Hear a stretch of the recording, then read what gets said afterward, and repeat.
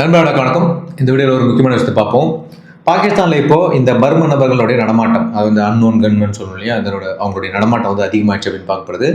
இந்தியாவில் தேடப்படக்கூடிய லஷ்கர்-இ தொய்பா எல்இடி இருக்காங்க இல்லையா, இந்த தீவிரவாத அமைப்பினுடைய ஒரு முக்கியமான ஆளை வந்து தூக்கிட்டாங்க அப்படின்னு பார்க்குறோம். இது யார் அப்படின்னு பார்த்தீங்கன்னா, இவர் பேர் வந்து நஜிபுல்லா அப்படின்னு சொல்லப்படுது. இவர் வந்து எல்இடியோட இந்த கமாண்டர் அப்படின்னு சொல்கிறாங்க. அது மட்டும் இல்லாமல் பாகிஸ்தானோட உளவு அமைப்பான இந்த ஐஎஸ்ஐ இருக்கு இல்லையா, இன்டர் சர்வீஸ் இன்டெலிஜென்ஸ், இதனுடைய கர்னல் பதவியில் இருந்த ஒருத்தரும் வந்து கொல்லப்பட்டிருக்காரு அப்படின்னு பார்க்கப்படுது. வாங்க வீடியோக்குள்ளே போயிட்டு ஃபுல் டீட்டெயில் பார்க்கலாம். ஸோ முதல்ல இந்த பாகிஸ்தானுக்குள்ள ஒளிஞ்சிக்கிட்டு இந்தியாவுக்கு எதிராக சதி பண்ணிக்கிட்டு இருக்கிற இந்த லஷ்கர் தொய்பா கமாண்டர் நஜிபுல்லா இப்போ பொட்டலம் கட்டப்பட்டுட்டார் அப்படின்னு சொல்கிறாங்க. அதுவும் யாராலனே தெரியாத ஒரு வெடிகுண்டு வெடிப்பு சம்பவத்தில் இவர் வந்து கொல்லப்பட்டார்னு சொல்லப்படுது. யார் வந்து இவருக்கு வந்து வெடிகுண்டு வச்சாங்கன்னே கண்டுபிடிக்க முடியாத ஒரு சுச்சுவேஷன் தான் இப்போ பாகிஸ்தான் இருக்காங்கன்னு சொல்லப்படுது. பாகிஸ்தான் ஆப்கானிஸ்தான் பார்டரில் இருக்கக்கூடிய பஜூர் அப்படின்னக்கூடிய ஒரு மாவட்டத்தில் மாமுண்டி அப்படின்ற ஒரு இடத்துல வந்து இந்த சம்பவம் நடந்திருக்கு. நஜிபுல்லா போயிட்டு இருந்தப்போ வந்து பார்த்தீங்கன்னா ஒரு பயங்கரமான ஐஇடி, இந்த இம்ப்ரோவைஸ்டு எக்ஸ்ப்ளோசிவ் டிவைஸ் சொல்லுவாங்க, இது வந்து வெடிச்சிருக்கு அப்படின்னு பார்க்கப்படுது. அவர் சம்பவ இடத்திலே காலி ஆயிட்டாரு அப்படின்னு சொல்றாங்க.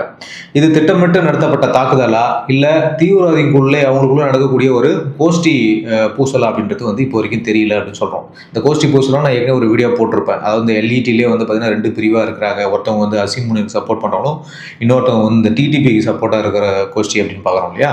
ஸோ இவங்களுக்குள்ள நடக்கிற போட்டியில் வந்து இவரை தூக்கிட்டாங்களா அப்படின்ற மாதிரியும் சொல்லப்படுது. இது என்னன்றது விவரம் எதுவும் வரல. அது மட்டும் இல்லாமல் இந்த நஜிபுல்லா யார் அப்படின்னு பார்த்தீங்கன்னா, இந்த நஜிபுல்லா வந்து பார்த்தீங்கன்னா லஷ்கர் தொய்பா அமைப்பில் ஒரு முக்கியமான ஆளு அப்படின்னு சொல்லப்படுது. 2008 மும்பை தாக்குதல் மாதிரி இந்தியாவில் நடந்த பல தாக்குதல் சம்பவங்களுக்கு பின்னாடி இந்த ஆள் ஒரு முக்கியமான புள்ளியா, அதாவது ஒரு மூளையாக இருந்திருக்காரு அப்படின்னு சொல்லப்படுது. இந்திய உலகத்தினால ரொம்ப நாளாக வந்து இவர் தேடப்பட்டு வந்த ஒரு மோஸ்ட் வாண்டட் டெரரிஸ்ட் இவர் அப்படின்னு பார்க்குறோம். இவரை தட்டி தூக்கிட்டாங்க. இந்த நஜிபுல்லாவோட இது வந்து முடிஞ்சிருச்சா அப்படின்னு கேட்டிங்கன்னா கண்டிப்பாக இல்லை. நிறைய பேரை நம்ம தூக்கியிருக்கோம். கடந்த ஒரு வருஷமாக பார்த்தீங்கன்னா பாகிஸ்தானில் இருக்கக்கூடிய லஷ்கர் மற்றும் ஜெய்ஷே தலைவர்கள் வந்து வரிசையாக காலி பண்ணிட்டு வராங்க. இது வரைக்கும் பார்த்தீங்கன்னா 10 பேருக்கு மேலே காலி பண்ணியிருக்காங்க ஒரு வருஷத்தில். இந்த ஹபு குவாட்டல் இந்த ஆளு, அது மட்டும் இல்லாமல் சயீதுல்லா காலித் அப்படின்னு சொல்லக்கூடிய ஒரு தீவிரவாதி, இவங்க எல்லாமே வந்து முக்கியமான ஆட்கள் அப்படின்னு பார்க்குறோம். இவங்க எல்லாருமே தட்டி தூக்கியிருக்காங்க. யாருன்னே தெரியாத இந்த அன்னோன் கன்மன்ஸ் அப்படின்னு சொல்லப்படுது. ஸோ இப்போ குண்டு வைக்கிறதா இருந்தாலும் சரி, துப்பாக்கியால் சுடுறதாலும் சரி, யாருன்னே கண்டுபிடிக்க முடியாத ஒரு சுச்சுவேஷன் தான் பாகிஸ்தானில் இருக்குது அப்படின்னு பார்க்குறோம். பாகிஸ்தான் ராணுவத்துக்கு பார்த்தீங்கன்னா இந்த அன்னோன் கன்மன்றது வந்து மிகப்பெரிய ஒரு தலைவலியாக இருக்குது அப்படின்னு பார்க்குறோம். இந்த டிடிபியோட ஏரியா இருக்கு இல்லையா, அந்த டிடிபி அப்புறம் இந்த ஐஎஸ்ஐஎஸ்கே இருக்காங்க இல்லையா, இந்த தீவிரவாதிகளுடைய ஆதிக்கம் வந்துட்டு அதிகமாக இருக்கக்கூடிய இந்த பலுச்சிஸ்தான் ஏரியா, அந்த பார்டர் பகுதி, இங்கெல்லாம் வந்து பார்த்தீங்கன்னா பாகிஸ்தான் ராணுவம் ஆப்ரேஷன் சர்பாத் அப்படின்னு சொல்லிட்டு ஒன்று பண்ணிட்டு இருக்காங்க. இந்த ஆப்ரேஷன் மூலியமா வந்து தீவிரவாதிகள்லாம் வந்து கொல்றான்ற பேர்லாம் இருக்கக்கூடிய பொதுமக்களை கொல்றாங்க அப்படின்னு பார்க்கப்படுது.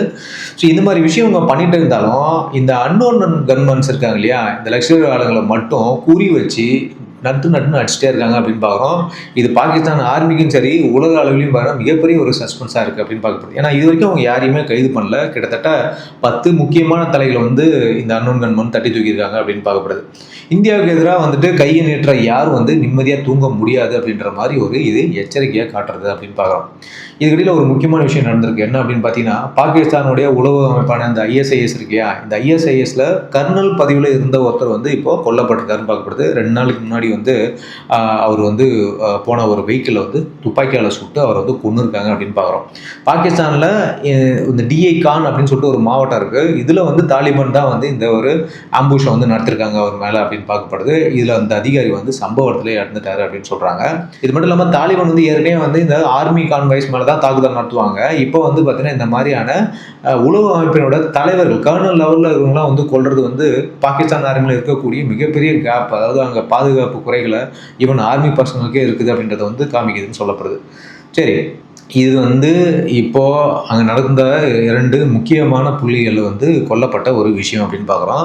இதுக்கடையில் முக்கியமான ஆள், நம்ம தேடப்பட்டு வந்த ஒரு முக்கியமான ஆள் இப்போ வெளியே வந்திருக்காப்புல அப்படின்னு சொல்கிறாங்க. இந்த ஹஃபீஸ் சயீதோட ஃபோட்டோ வந்து இப்போ வெளியே வந்து சமூக வலைத்தளத்தில் அதிகமாக பரப்பப்படுது அப்படின்னு பார்க்குறோம். அவர் புதுசாக வெளியே வந்திருக்காரு, இப்போ காமிக்கிறாங்க அந்த மாதிரி ரீசெண்ட் டேஸ் அப்படின்னு பார்க்கப்படுது. 2008 மும்பை தாக்குதலுக்கு மூளையாக செயல்பட்டவன் இவன் தான் முக்கியமான ஆள், தலைவனே பார்க்குறோம். நம்ம உலக நாடுகளில் தேடப்படக்கூடிய மிகப்பெரிய கிரிமினல் இருந்தாலும் ஏன் இப்போ இந்த ஃபோட்டோ முக்கியம் அப்படின்னு பார்த்தீங்கன்னாக்கா 2021 இவனுடைய வீட்டு பக்கத்தில் பார்த்தீங்கன்னா ஜோஹர் டவுன் அப்படின்னு சொல்லிட்டு ஒரு இடங்கிறது, அந்த இடத்துல வந்து ஒரு மிகப்பெரிய குண்டு வெடிப்பு நடந்தது. அந்த குண்டு வெடிப்பில் இவர் வந்து இறந்துட்டாரா இல்லை உயிரோட இருக்காரான்ற மாதிரியான ஒரு மர்மம் வந்து இருந்தே வந்துச்சு அப்படின்னு பார்க்குறோம். இருந்தாலும் பொது வெளியில் வந்து வரதே கிடையாது. முன்னாடியெல்லாம் என்ன பண்ணுவார்னா அபிஷேக் வந்து பொது இடங்களில் வந்து ப்ரேயர் பண்ணுறது, தீவிரவாதிகளுக்கு வந்து மூல செலவு பண்ணுறது, இந்த மாதிரி விஷயங்கள்லாம் பண்ணிட்டு இருந்தார். இப்போ அவர் வந்து காணாமல் போயிருந்தார் 4 வருஷமா அப்படின்னு பார்க்குறோம்.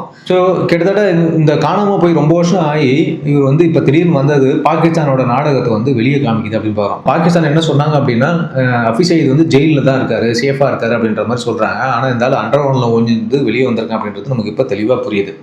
அதாவது அடையாளம் தெரியாத ஆட்களால் வந்து அங்கே லஷ்கர் கமாண்டருக்கும் ஜெய்ஷே முகமது கமாண்டர்களும் கொல்லப்பட்டு வந்துட்டே இருக்காங்க. இந்த நேரத்தில் இந்த ஆளோட ஃபோட்டோ வெளியே வந்தது வந்து இந்திய உளவுத்துறைக்கு கிடைச்ச முக்கியமான ஒரு க்ளூவாக நம்ம பார்க்குறோம். இது மட்டும் இல்லாமல் இன்னொரு வீடியோவும் வந்து வைரல் ஆகிட்டு வருது அப்படின்னு பார்க்குறோம். இது என்ன அப்படின்னு பார்த்தீங்கன்னாக்கா ஒரு தாடி வச்சுக்கிட்டு ஒரு ஆள் வந்து பார்த்தீங்கன்னா பசங்களுக்குலாம் வந்து ப்ரைஸ் கொடுக்குற மாதிரி ஒரு வீடியோ வந்துச்சு. இந்த வீடியோவில் இருக்கிறது யார் அப்படின்னா சைஃபுல்லா கசூரி அப்படின்னு சொல்கிறாங்க. இவர் யாருன்னு பார்த்தீங்கன்னா லஷ்கர் தீவிரவாத அமைப்போட முக்கியமான இன்னொரு ஆள் அப்படின்னு சொல்கிறோம். போன வருஷம் 2025 ஏப்ரல் காஷ்மீரில் நடந்த இந்த பகல்காம் தாக்குதல் இருக்கு இல்லையா, டூரிஸ்ட் மேல் நடத்தினாங்க இல்லையா, இந்த அட்டாக்குக்கு மிகப்பெரிய ஒரு மாஸ்டர் மைண்டாக செயல்பட்டதில் இவரும் ஒரு ஆள் அப்படின்னு பார்க்குறோம். இப்போ என்ன பஞ்சாயத்து அப்படின்னா இவ்வளோ பெரிய தப்பு பண்ண ஒருத்தர் வந்து பாகிஸ்தானில் இருக்கக்கூடிய இந்த ஒரு ஸ்கூலில் போயிட்டு ஃபங்க்ஷனில் கலந்துக்கிட்டு கெத்தா சின்ன பசங்கள்லாம் வந்து பரிசு கொடுத்துட்டு இருக்காரு அப்படின்றது தான் இங்கே முக்கியமான விஷயம். அது மட்டும் இல்லாமல் பாகிஸ்தான் ஆர்மி எங்களை கூப்பிட்டு வந்து சில விசேஷங்களில் ப்ரேயர் பண்ண சொன்னாங்க அப்படின்ற மாதிரியும் வந்து இவர் வீடியோவில் ஓப்பனாக சொல்கிறாரு அப்படின்னு பார்க்கப்படுது. அதாவது ஒரு தீவிரவாதி பாகிஸ்தானில் ரொம்ப ஃப்ரீயாக ஆர்மியோட சப்போர்ட்டோட சுற்றிக்கிட்டு இருக்கான்றது தான் வந்து இங்கே நமக்கு மிகப்பெரிய ஒரு பிரச்சனையாக பார்க்குறோம். இது ஆக்சுவலாக அங்கே நடக்க வேண்டிய விஷயம் தான். இதுக்கு ஆச்சரியப்பட வேண்டிய ஒன்றும் கிடையாது. ஆனால் இந்த அன்னோன் கன்மன் கண்டிப்பாக இவருக்கும் வந்துட்டு ஒரு விஷயங்களை வச்சிருப்பாரு அப்படின்னு பார்க்கப்படுது. நம்ம ஊரில் அட்டாக பண்ணிட்டு அங்கே வந்துட்டு ஹீரோ மாதிரி இவர் சுற்றிட்டு இருக்காரு அப்படின்றது தான் இங்கே முக்கியமான விஷயம். இது மட்டும் இல்லாமல் இந்த அபிஷேகோட ஃபோட்டோ பின்னாடி வந்து ஏதோ ஒரு பெரிய ஆப்ரேஷன் நடக்க போகுது அப்படின்ற மாதிரி தான் தெரியுது. ஏன்னா சடனாக இந்த ஆளோட ஃபோட்டோ கிட்டத்தட்ட 4-5 வருஷமாக வெளியே வராத ஒரு ஃபோட்டோ இப்போ திடீர்னு வர்றது வந்து ஒரு பிரச்சனையாக தான் நம்ம பார்க்குறோம். ஸோ கண்டிப்பாக வந்து இந்த மேலே நான் குறிப்பிட்ட இந்த 2 லிஸ்ட்டில் இந்த கீழே இருக்கக்கூடிய 2 ஆட்களும் வந்து கண்டிப்பாக வந்துருவாங்க அப்படின்றது தான் பார்க்குறோம். கூடிய விரைவில் வந்து இது நடக்கணுன்றது தான் என்னோட விருப்பமும் கூட. ஓகே மக்களே, ஸோ பாகிஸ்தானில் நடக்கக்கூடிய இந்த அன்னோன் கன்மன் லிஸ்ட்டில் இந்த 2 பேரும் வந்துருவாங்களா கூடிய சீக்கிரம் இல்லையா அப்படின்றத உங்களோட கருத்துக்களை நீங்கள் நம்மளோட கமெண்ட்டில் தெரிவிங்க. ஓகே, ஸோ வீடியோ இன்ஃபர்மேட்டிவாக இருக்கும் நம்புறேன். கண்டிப்பாக சேனல் சப்ஸ்கிரைப் பண்ணுங்கள், வீடியோக்கு லைக் பண்ணுங்கள், ஃப்ரெண்ட்ஸுக்கெல்லாம் ஷேர் பண்ணுங்கள். மீண்டும் சந்திப்போம். Thank you, bye, Jai.